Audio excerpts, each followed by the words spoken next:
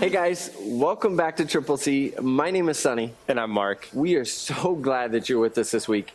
Hey Mark, let's go ahead and tell them what Triple C means. Yeah, Triple C means Christ culture, and it usually means coffee, but this week it is something different, and I actually wish it was coffee. I do too. That would be so much better. But actually this week it means Confinement. Oh man, confinement.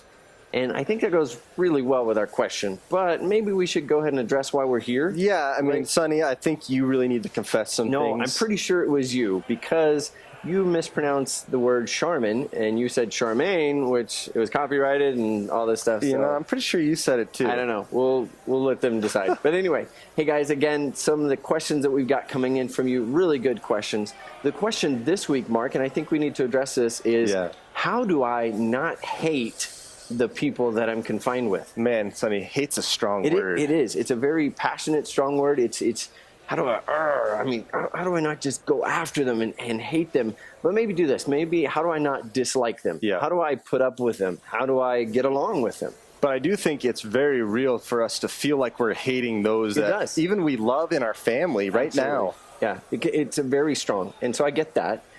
But how do we address that? Definitely. And we actually need to go into the Bible. Ooh, yeah. That's good. Yeah. The Bible is a good thing. Discussing every week. It is. Yeah. And today we're actually going to be in Colossians 3, starting at verse 13 and 14.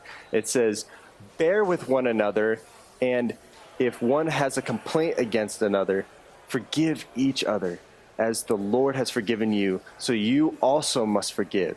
And above all these, put on love, which binds everything together in perfect harmony." Son. That was good.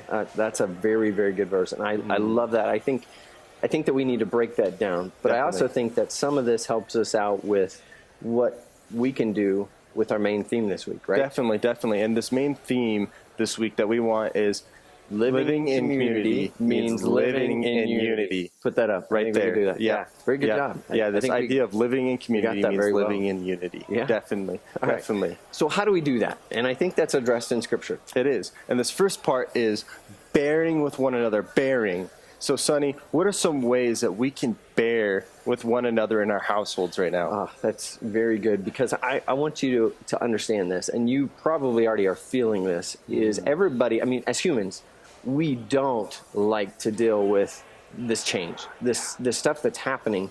We've been dealing with all this different normal of our social life, of maybe school, of just everything else that's happened, work, and now it's changed. It's completely changed, and it's down to just this confinement. So our emotions are completely different right now, and we're feeling everything. We're feeling maybe lonely, frustrated, angry.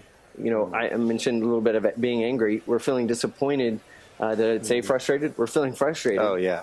And all of this stuff happens, and then maybe I react to something simple that you've done, and I react to that in such a way that I'm not bearing your burdens. I'm making it harder for you, right? Yeah. And it makes it difficult for us to get along with one another.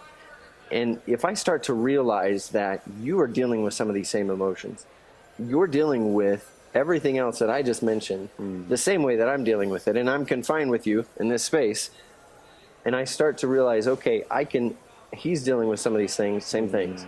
Maybe I can start to bear some of these burdens, this emotional burden that you're dealing with, and I can start to bear with you.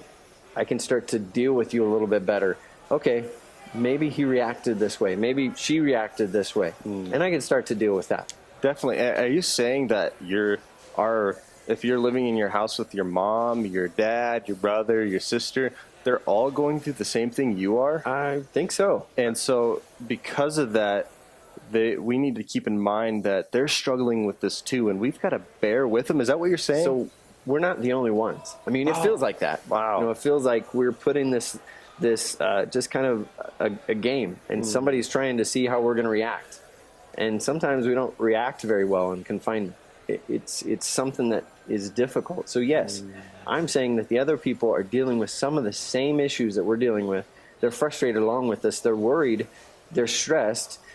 And stuff's coming down upon them as well. And then the way we react to them, they're going to react some of the same ways. Oh, wow. Wow, that's good. So if I can help that, maybe watch the way I react. Take a deep breath. Okay, I'm gonna act like this. I'm going to you said something I don't like, but I'm going to react differently. I'm going to calm down a little bit and maybe not be as frustrated with my tone, maybe reacting to you. And it's going to bearing what you have in mind as well as what I'm dealing with. And I think this leads to this next point, which is forgiveness. Sonny. That's a great one. We, in our nature, when we get frustrated or we get sad, depressed, whatever it is, we actually want to complain. Right. It's just in our sin nature, we want to complain about our circumstance. Right. I want to complain about the pillow you stole from me while we were in confinement. Yeah, but it's for your foot, apparently. So, but I've got a complaint. Yes. And if I'm going to complain about that to the officer, then I may also want to forgive you for doing that because I didn't see the need that you had. Maybe there was something going on that I didn't realize, and I need to forgive you for that. Yeah, so you're saying that you're bearing with what I'm going through, and the correct response in that is not to complain against that, but to actually forgive them. And this is actually what the Lord does to us. He has probably some complaints against us because we've sinned against him. Or sin against him completely, yeah. And he forgave us. And then he says, you must also forgive them. So the next night, I could definitely just, instead of complaining about the circumstance, I can just forgive you, and you could forgive me. Yeah, I'm pretty sure it was me forgiving you it was. for taking my pillow. It was. Okay, so that goes to the third one that we're talking about, and that's actually putting on love. And we were very strong at the very beginning of this about this hate, this feeling of anger, this bringing out these feelings towards one another. That's very passionate. But putting on love, just like this talks about, putting on love, which binds everything together in perfect harmony. Wow. Which is just exactly what we want to do. Yeah. And love, I want to bring this to attention. Love is not selfish, it's selfless. Absolutely. Meaning it's not thinking about poor me, hint the complaint, but it's actually about thinking the other, yet bearing with them. Yeah. And so we need to think of ways of how we can love our family. Maybe it's doing the dishes. Oh, what? 2 nights in a row, just to make sure that your brother doesn't have to do it, because you want to show love towards them. 2 nights in a row? Oh, Are you kidding, Mark? It could be worse. I mean, look where we're at. Absolutely. Okay, I'm not going to say anymore. I'm not going to complain anymore. But maybe taking all that into reality of, hey, we can be okay with these people that we're living with in confinement. It's okay to live with them in harmony. Maybe slow down and just realize that, hey, these people that we're not used to being around, we can get to know them a little bit better and understand how they're reacting is some of the ways that we're reacting, and start to love them a little bit more than what we're doing. Definitely. And this love is what connects us in perfect harmony. Think of it as glue, Sonny. It binds us together. It makes us stick together in times that are tough, just like this time you're feeling is like confinement. Oh, man. Yeah, absolutely. Mark, I think we answered the question. Guys, it's been so good to have you with us this week. I want to do a couple of things. Maybe we can have them tell us how they're dealing with some of this confinement, some creative ways. And creative ways. I don't want to talk about, hey, I'm watching movies all the time or I'm playing video games all the time. What's a creative way that you're dealing with this confinement with your family? Name some creative ways. Let us know some creative ways on our Facebook account, your Facebook account. Yeah, definitely. Any possible way. Text us. Let us know. Text us, email us. How are you dealing with this confinement? And then I think we need to give away a prize for that. Definitely. And I think this prize is what, $25? $25, a DoorDash coupon, and they can use that for what they want to for their restaurant. And definitely. And this is to help you guys with the confinement you may be feeling. So let us know. Very easy. All you got to do is let us know how you're doing it. A creative way. Again, we're not going to accept anything that says, hey, I'm watching a bunch of movies or I'm playing a bunch of video games. Although, yes, that's fun. I get it. Yeah. But what's a creative way that you're dealing with this? Let us know.